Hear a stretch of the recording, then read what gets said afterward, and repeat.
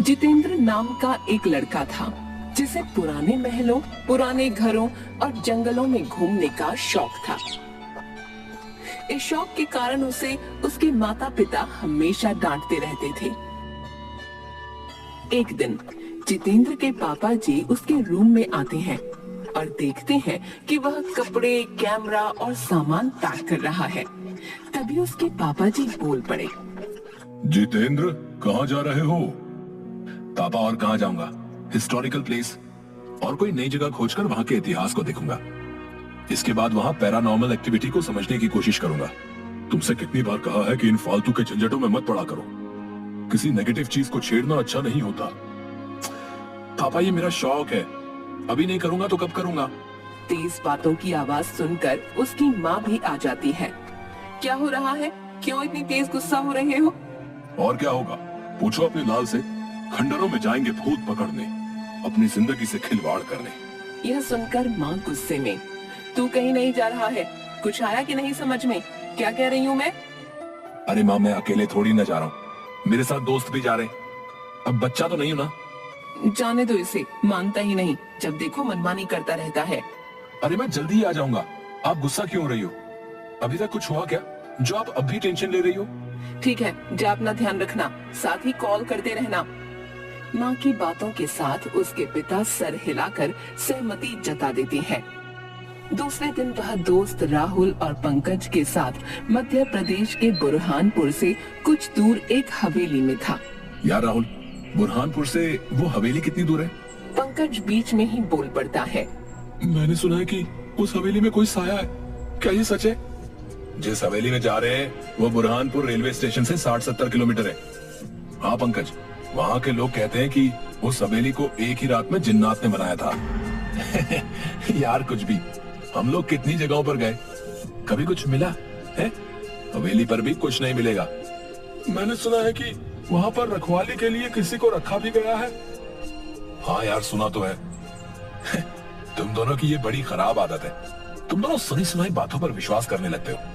चलो वहीं चलकर देखें कौन है जिन्नात।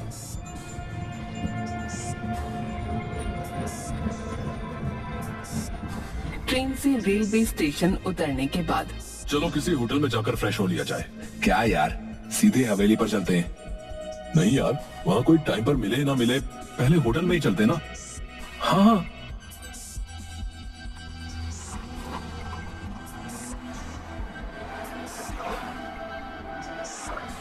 फिर तीनों होटल में जाते हैं।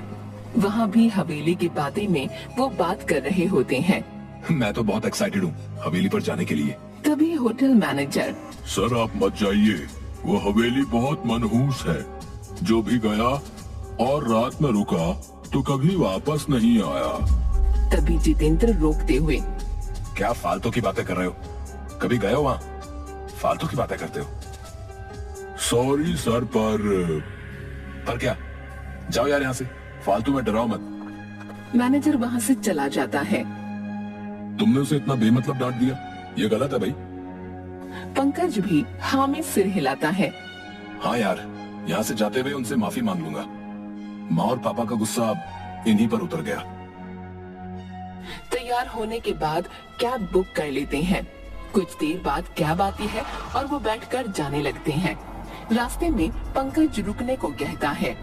जैसे ही गाड़ी रुकी वैसे ही एक बूढ़े बाबा आकर खिड़की के कांच पर जम से आकर ठोकते हैं। तीनों घबरा जाते हैं। आ गए तुम वापस, वो तुम्हारा ही इंतजार कर रही है। वो अभी यही है, कहीं नहीं गई। रे बाबा, इन्हें डराओ मत, अपने लोग हैं। पागल है बाबा। ड्राइवर कैब चलाने लगता है। पीछे से बाबा चिल्लाते हुए कैब के पीछे भागते हुए कहते हैं, बेटा मत जाओ वहाँ, मत जाओ वहाँ। हवेली पहुँचने के बाद गाड़ी वाला सिक्योरिटी गार्ड के पास छोड़कर चला जाता है। सलाम साहब, मैं निचांग, इस हवेली का गार्ड। हेलो निचांग। चलिए साहब, आप रूम में बैठिए, मैं आपके लिए चाय लेके आया है ये चाय क्या है? पीने वाला, वो आप टी कहते हो ना, टी, वही। तीनों हंसने लगते हैं। उन्हें देख निचांग को भी हंसी आ जाती है। अच्छा चाय, जाओ जाओ लाओ। तीनों चाय पीने के बाद निचांग से, चलो हमें घुमा दो हवेली। साहब आप अंदर जाकर लेफ्ट मुड़ जाना, वहाँ अम्मा मिलेगी है, वो आपको घुमा देगी है साहब, पर शाम से पहले वहाँ बाहर आ जाना है, नहीं तो क्या साहब अच्छा नहीं होगा। बेहूदी बात है, कोई सेंस नहीं है इन बातों में। वो बूढ़ी औरत जब बाहर निकलेगी हम भी आ जाएंगे। नहीं साहब, अम्मा को वो कुछ नहीं करेंगे, आपको कुछ हो गया तो मेरी नौकरी खतरे में आ जाएगी है? भाई जल्दी आ जाएंगे ना यार, तू आए ना आए हम दोनों आ जाएंगे। हाँ चलो ठीक, टाइम से पहले आ जाएंगे। अब तो चलो। अंदर जाते हुए लेफ्ट से कुछ पत्थरों की आवाज आ रही थी, जैसे कि उनसे कुछ पीसा जा रहा हो। तीनों धीरे धीरे अंदर पहुंचते हैं। तभी वह बूढ़ी अम्मा मसाला पीसते हुए दिखती है। अम्मा, ओ अम्मा। वह मुड़कर कोई जवाब नहीं देती। फिर पंकज आवाज देता है, ओ दादी, ओ दादी। वह मसाला पीसते हुए रुक जाती है, धीरे से पीछे देखती है। वह उस वक्त काफी डरावनी सी लग रही थी और कहती है, अच्छा इस बार बच्चों आप लोग आए हैं। जी अम्मा, आप हमें इस हवेली में घुमा दोगी? हाँ, पर कोई मुझसे दूर नहीं जाएगा, विशेषकर ऊपरी मंजिल पर बिल्कुल भी नहीं। क्यों माँ, ऐसा क्यों? इसे जिन्नात की हवेली क्यों कहते हैं? इस हवेली को इंसानों ने थोड़े ही बनाया है। इसे मेरे वालिद जो आलिम थे, उन्होंने जिन्न को काबू करके रातों रात इस हवेली को बनवाया था। क्या वो जिन्न अभी भी काबू है? अब वह सभी जिन्न किसी के काबू में नहीं है। मतलब कुछ भी है? अब थोड़ी होते हैं जिन्न, अब मशीनों से 2 मंजिला मकान में साल भर के करीब लग जाते हैं। तो ये हवेली वो भी रात भर में? इम्पॉसिबल। मैं इसे नहीं मानता। मत मानो, वैसे जिन्न को आग से बनाया जाता है। वह जहाँ रहते हैं वह जगह काफी गर्म रहती है। इतना कहकर अम्मा मसाला लेकर अंदर चली जाती हैं और खाना बनाने लगती हैं। अरे यार, इन्हें तो काफी टाइम लगेगा, चलो हमें घूम ले हवेली। अम्मा अंदर से सुन रही थी, तभी कहती है, बेटा आप ऊपरी मंजिल पर मत जाना और कुएं पर भी नहीं। अरे फालतू की बात है, चलो चलते हैं, कुछ नहीं होगा वहाँ। तभी जितेंद्र को कोई बच्ची दिखाई देती है जो दीवार के पीछे से झांक रही थी। तुम चलो, मैं आता हूँ। वह उस लड़की के पास जाकर पूछता है, तुम्हारा नाम क्या है? जरीन। वह अपने बैग की जेब से चॉकलेट निकाल कर देता है। जरीन चॉकलेट लेकर उसे उदासी भरी नजरों से देखती रहती है। आप यहाँ से चले जाओ। इतना कहकर उदासी के साथ वह वहाँ से चली जाती है। जितेंद्र को उसे देखकर बहुत अजीब लग रहा था। तभी बहुत तेज आवाज आती है, जैसे कि गहरे पानी में कुछ गिरा हो। जितेंद्र दौड़कर आवाज वाली जगह पर जाता है। वह देखता है कि राहुल अकेला कुएं की दीवार पर बैठा था। वह राहुल से पूछता है, ये किस चीज की इतनी तेज आवाज थी? पंकज कहाँ है? इतने में पीछे से पंकज भी दौड़कर आता है। वो भी पूछता है, क्या हुआ? कुछ भी तो नहीं, बस इस कुएं में पत्थर फेंका था। इतने में पंकज घबरा कर कहता है, वो बूढ़ी औरत ने तो कुएं के पास आने के लिए मना किया था ना, तो तू यहाँ क्यों बैठा है? चल उतर जल्दी, चल यहाँ से। पंकज राहुल का हाथ गुस्से और जोर से पकड़कर वहाँ से दूर ले जाता है। पीछे से जितेंद्र कहता है, अरे यार, अगर वो वहाँ पर बैठ भी गया और उसने पत्थरों को फेंक भी दिया तो क्या हो गया है? इसमें कौन सी बड़ी बात हो गई? भाई मुझे यहाँ बहुत घबराहट हो रही है, आसपास बहुत अजीब सा लग रहा है। वॉशरूम की दीवार पर मेरी परछाई दिख रही थी। तभी एकदम से 2 बड़े हाथ मेरे गले की तरफ आ रहे थे। तभी पानी में कुछ गिरने की तेज आवाज आई और मैं तेजी से दौड़कर यहाँ आ गया। भाई तुम इन लोगों की बातें सुनकर ना वहम में आ गए हो। ऐसा कुछ भी नहीं है जैसा तू सोच रहा है। चलो अब हवेली घूमते हैं। जितेंद्र का ध्यान बार बार उस खामोश फितरत वाली बच्ची पर जा रहा था जो बिल्कुल कुछ नहीं बोल रही थी। उदासी भरी बेनूर आंखों से उसे एकटक देखे ही जा रही थी। ऊपर से पंकज को यह हवेली कई जगहों पर कालिख और काई जमी हुई दिख रही थी, जो कि काफी डरावनी लग रही थी। इसी के साथ राहुल का बोलना बिल्कुल बंद सा हो गया था। इस पर पंकज और जितेंद्र दोनों में से किसी का भी ध्यान नहीं जा रहा था। यार इन दोनों के बहकावे में नहीं आता तो यहाँ फंसता नहीं, बेमतलब आ गया इनके साथ यहाँ पर। कमरों में घूमते हुए पंकज की और जितेंद्र की नजर कमरों पर बनी नक्काशी पर जा रही थी। साथ ही वहाँ थके थके व बेमन से टिमटिमा रहे पुराने बल्ब जो कभी भी दब तोड़ दें। दीवार पर कई जगह जानवरों के सर लगे हुए थे, जिसके कारण हवेली काफी भयानक लगने लगी थी। ये जगह इतनी डरावनी और अजीब क्यों है?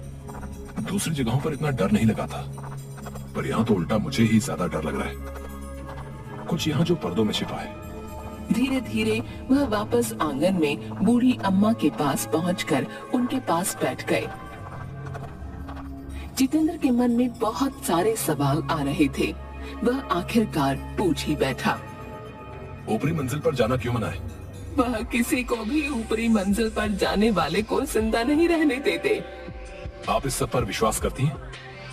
ये चीजें तो बस वहम होती हैं। मेरा बेटा भी नहीं मानता था, कितना समझाया, लेकिन होने को कौन टाल सकता है। बेटा, आप इन चीजों को समझने की कोशिश करो। आपका एक साथी कहाँ है?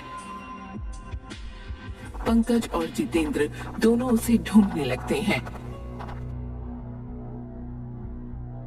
इतने में वह जरीन लड़की जितेंद्र को मिल जाती है।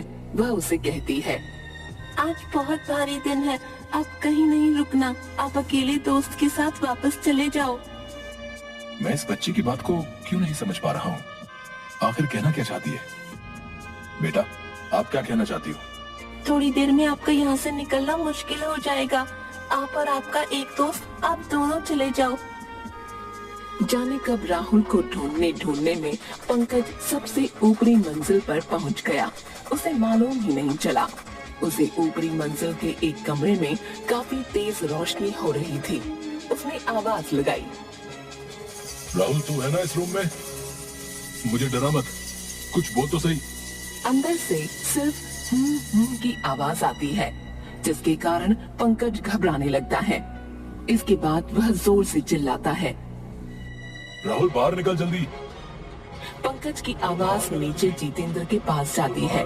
वह समझ जाता है कि पंकज सबसे ऊपरी वाली मंजिल पर है। वह भी तेजी से ऊपर जाने लगता है। वह छोटी बच्ची उसे रोक लेती है। ऊपर पंकज गेट खोल लेता है और एक जोरदार चीख के साथ तेज रोशनी दिखाई देती है। फिर पंकज का शरीर धीरे धीरे नीचे आने लगता है, जैसे कि पानी पर तैर रहा हो। यह सब जितेंद्र की आंखों के सामने हो रहा था। एकदम से ये सब देखकर जितेंद्र वहीं बेहोश हो जाता है। जब वह आंखें खोलता है तो वो अपने आप को अम्मा के रूम में उनकी गोद में सर रखे पाता है। वह घबराकर बैठ जाता है और उठकर बाहर जाने लगता है। अम्मा उसका हाथ पकड़ लेती है। अब कोई फायदा नहीं है, अब रात हो चुकी है। तुम इस कमरे से निकलते हो तो तुम्हारा हाल भी दोस्तों जैसा हो जाएगा। देखना चाहते हो तो खिड़की के छेद में से देखो, खिड़की मत खोलना। जैसे ही वो बाहर देखता है तो उसके दोनों दोस्त दिखते हैं। एक अध जला और दूसरा पानी की वजह से फूला हुआ। ये कैसे हुआ? मैंने तुम्हें रोका था और कहा था ऊपरी मंजिल और कुएं पर जाना मना है। जो ऊपरी मंजिल पर गया वो जल गया, जो कुएं के पास गया वह पानी की वजह से फूल गया। सरीन, वो बच्ची कहाँ है? कौन बच्ची? जो मुझे ऊपर जाने से रोक रही थी। नहीं बेटा, यहाँ पिछले 40 सालों से कोई बच्ची नहीं है। जितेंद्र ये सुनकर बिल्कुल सुन्न सा रह जाता है। फिर वही लड़की को एक फोटो में देखता है। यही तो है वो बच्ची, यही तो है। यह मेरी बेटी है जो ऊपरी मंजिल से सीधे कुएं में जा गिरी थी। वही जिन्नों की वजह से, इसीलिए मैं यह हवेली छोड़ना नहीं चाहती हूँ। मुझे बाहर जाना है, हवेली से बाहर जाना है। सुबह होते ही मैं निकल जाऊंगा। बेटा, जो इस हवेली में एक रात में फंस जाता है फिर वो वापस नहीं निकल पाता। यही यहाँ की सच्चाई है। रात भर वो दोनों बैठे रहते हैं। सुबह होते ही जितेंद्र गेट खोलकर बाहर निकलता है। वैसे ही वो देखता है कि राहुल उसे आवाज दे रहा है। जितेंद्र, ओ जितेंद्र, यहाँ मेरे पास आ जा। ओ जितेंद्र, मैं यहाँ हूँ अंदर। फिर वह कुएं की दीवार पर बैठकर वापस अंदर कूद जाता है। फिर से यही रिपीट होता है।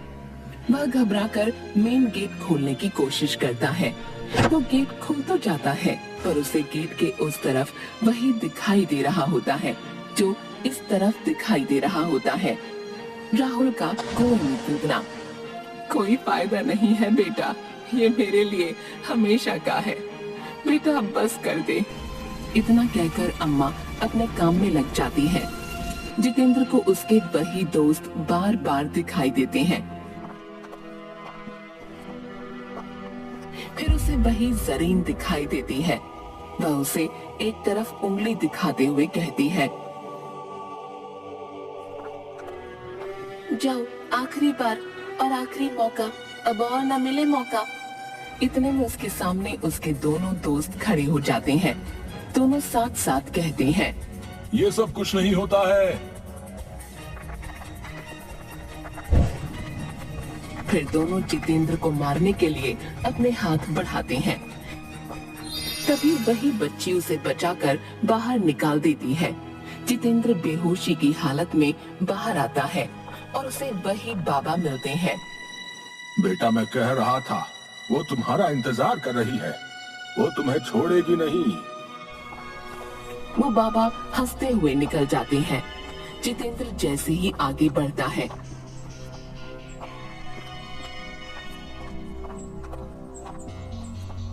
उसे एक गाड़ी दिखती है। उसमें भी 3 दोस्त उसी हवेली में जाते हुए दिखते हैं। वही सीन वापस से उसे दिखने लगता है, पर वो बाहर होता है। गाड़ी में कोई और होते हैं। जाते जाते वह वापस मुड़कर देखता है तो वो बच्ची उसे ही देख रही होती है। उस बच्ची के साथ भी वही हादसा होते हुए उसे दिखता है। बच्ची को आग लगती है और वो नीचे गिरने लगती है। अब जितेंद्र समझ गया था कि जिंदगी अनमोल होती है, बड़ों का कहना मान लेना चाहिए। वह मान गया था कि किसी भी शक्ति को नकारा नहीं जा सकता है, चाहे वह नेगेटिव हो या पॉजिटिव।